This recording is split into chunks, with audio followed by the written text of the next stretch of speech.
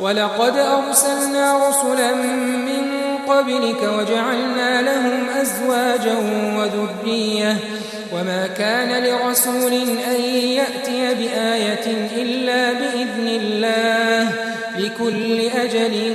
كتاب يمحو الله ما يشاء ويثبت وعنده أم الكتاب وإما نرينك بعض الذي نعدهم أو نتوفينك فإنما عليك البلاغ وعلينا الحساب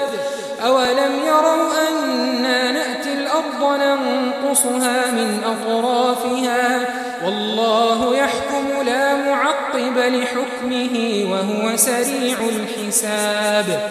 وقد مكر الذين من قبلهم فلله المكر جميعا يعلم ما تكسب كل نفس وسيعلم الكفار لمن عقبى الدار ويقول الذين كفروا لست مرسلا قل كفى بالله شهيدا بيني وبينكم ومن عنده علم الكتاب